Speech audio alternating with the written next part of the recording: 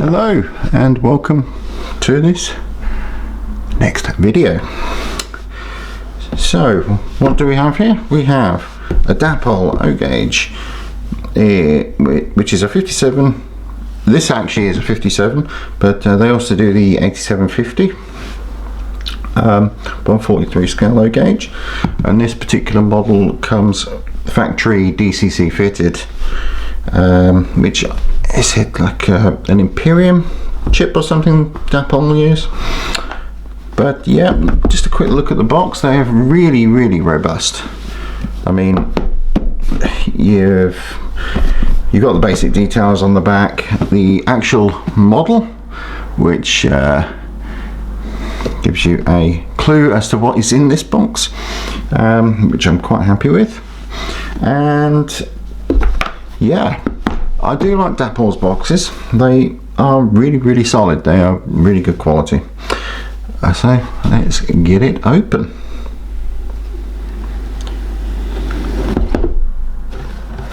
There we are. With these types of boxes, they often have a bit of an air vacuum inside, so when you go to lift it off, the actual bottom just drops out really slowly. So we have Dapol's no quibble 24-month repair warranty. So I guess they will just repair it without any questions whatsoever, which is good. And yeah, so here's a quick guide on the DCC fitting of the locomotive and the maintenance. As I say, this is DCC fitted from the factory, so I haven't actually opened it up at all to fit one really. Will I get a sound unit later? I don't know. And of course there is the quick guide for tearing it down for the spare parts and a bit of maintenance, and of course the owner's guide, which anyone who is watching this probably has a fair idea on what owning a model locomotive pertains to. Right, I have actually opened this before and I put it all back in just to show you this. So foam to the side, and here is another bit of foam. I think this originally came from the cab, but I'll chuck that to the side. So we have here a locomotive. So you'll see this is, I think it's Great Northern and Southern Railway. But I'm going to try to remove this from the box. You see it's got this thick plastic frame. Ooh, there we are. The rest of the box is just lined foam. There's nothing special to it, so I'm just going to cast that to the side. So while it's in the frame, let's just pick it up and take a quick look. So, well, it's really intricate detail actually. However, there is a minor fault with this. I will tell you it later. I'm going to see if you can spot it. But yeah, so we have, obviously this is what Dapol call lined caramel. I had to look at the box there, and yeah, it's fairly weighty. Is it like 600 grams or something? Half a kilo? Yeah, it's fairly chunky. And you'll also notice that it is fixed into this plastic frame, which I have mixed thoughts about. It, at least in my case, it seems to have protected the loco fairly well, because in terms of detailing coming apart, I've only had one minor quibble with it really. So let's get it out the old screwdriver and undo these screws. These are fairly long screws as well.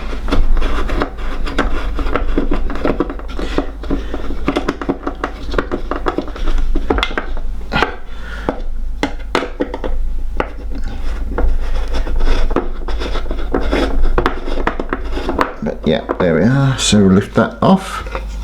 So the 2 screws just come through at the sides there. Maybe they're more like bolts.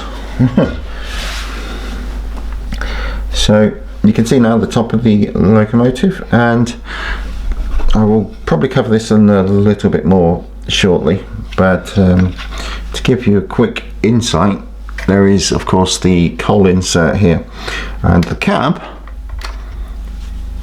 comes off. It is in fact held by 2 magnets with corresponding nuts in the top of the cab. So I'll just pop that back on. So just going by the feel of it, obviously the body is mostly plastic. I presume it's some kind of ABS. The feel of that is actually a cast metal part. The chimney is also a cast metal part, but the smoke box is, I believe, plastic. So let's try and unscrew this from the bottom. So I'm just going to mount it on the top of this for the moment so that I can do this. And this is the awkward bit, you know, because you've got quite a weight of an engine on top. Actually, maybe this is the better route. Yeah, that's better. And use the softness of the box. So we have a screw in here and a screw in here. And twist that. There we are. And the second one.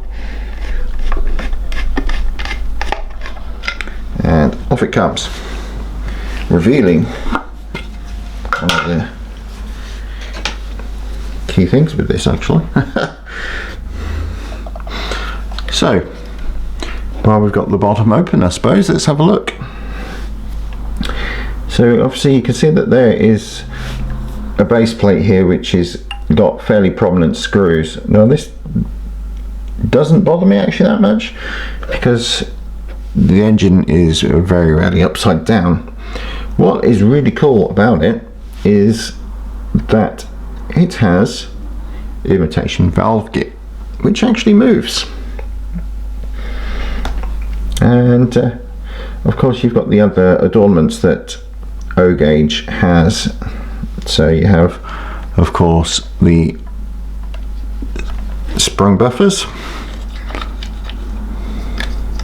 and the 3-link couplings.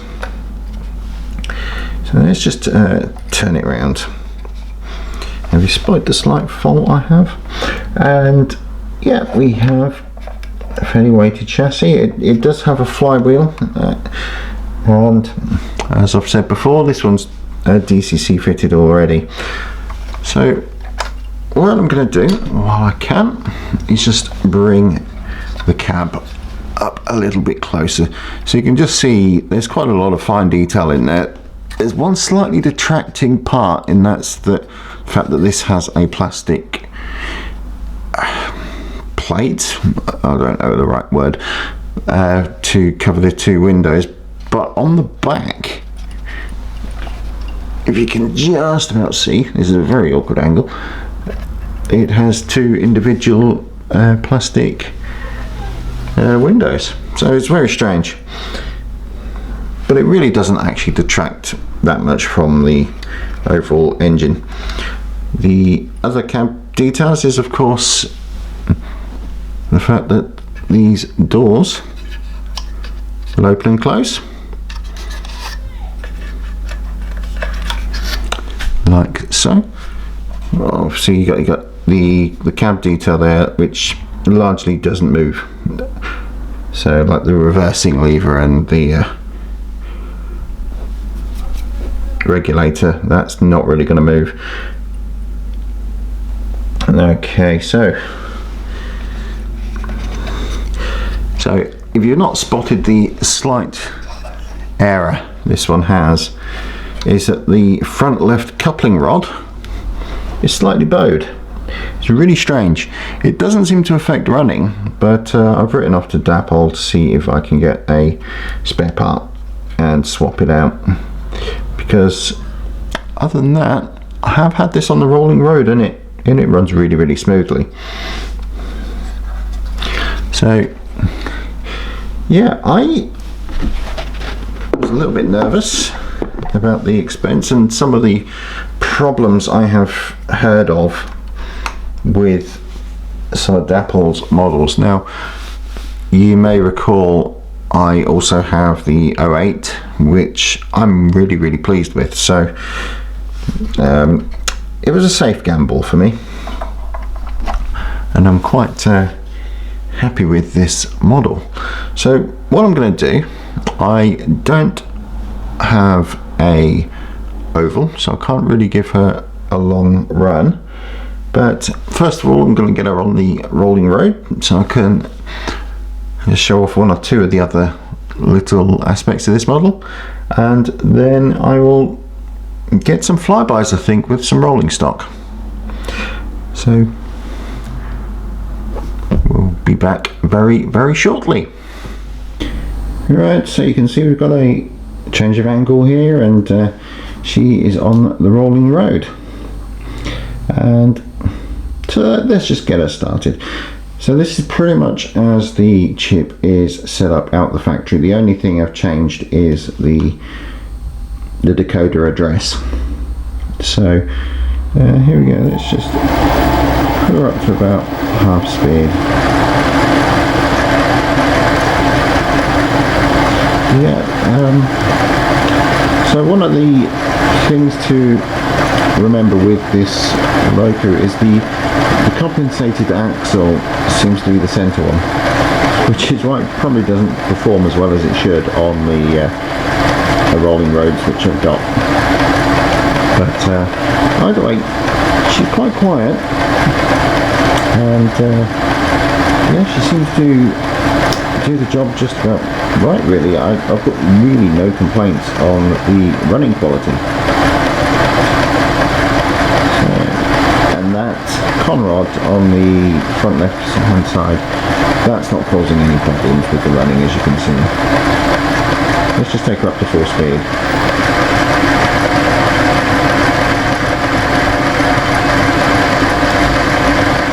So I've not really done any haulage tests or anything like that, because it will probably haul everything I've got apart from the turbo motor.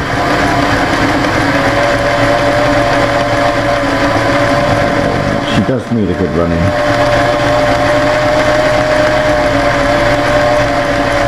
Yeah, this loco is available. It's available as a analog DCC fitted, and I believe there are also DCC sound variants as well available.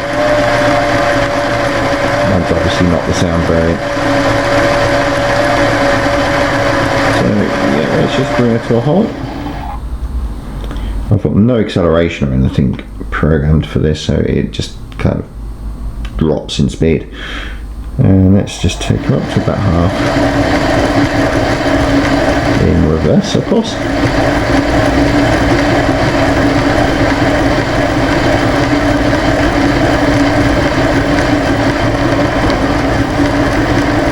Yeah, it's quite it's fairly satisfying, actually. And let's just take her up to full speed now.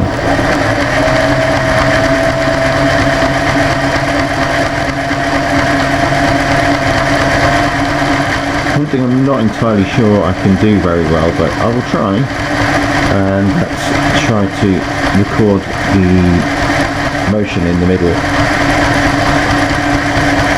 I will try and insert a shot of that.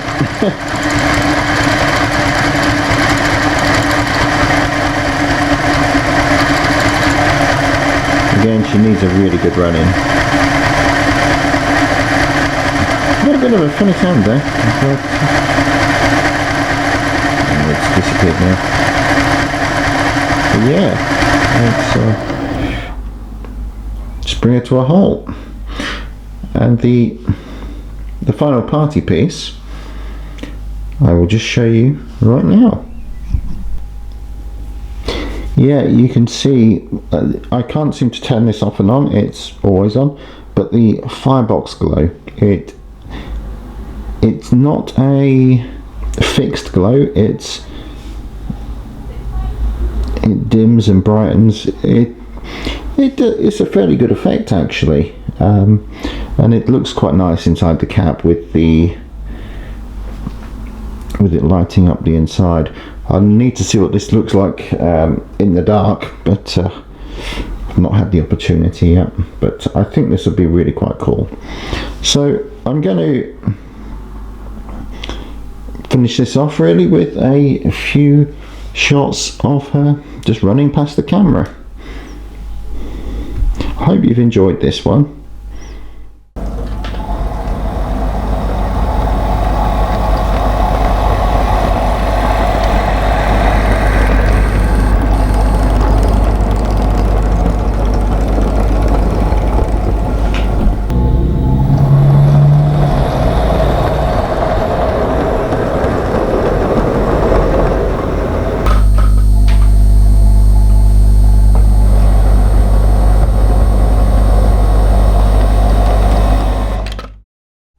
So anyone knows me knows that I like to be a little bit cruel from time to time, and I'm going to let you experience what it's like putting this back in the box.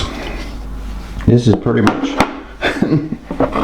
not cut, and it's all of its raw glory. Unlike the 08, which just goes straight into a foam frame, this doesn't. So that's in. Okay, and yeah, sometimes it's worth you just going slowly to the opposite direction to try and see if it will pick up the thread. You will feel it jump, and that's where the screw has found its thread. Yeah, right. First time I did that was actually quite tricky, but I've kind of got used to that now. So the top goes up. There is some sort of seating that it goes into. So this is quite straightforward. These are nice, big and bulky. How's your day been? How's your week been?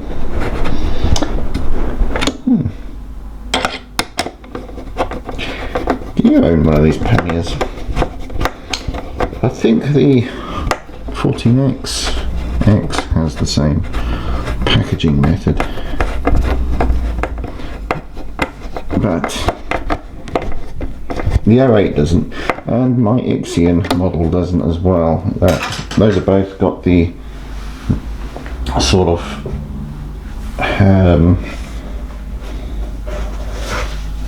foamy insert. That said, once it's actually in this frame, it's really quite sturdy. So, and I'm a little bit OCD about this. I like to try and get it back in the way I think it came out of the box. I am weird, proper weird. And yep, so we have this piece of fluff which originally came from the cab, so that's just going wherever, I don't care. And to that, and to that, like that. Just nicely sit that on top, and box back on, ready to go back on the shelf of trains which I have. Anyway, bye bye.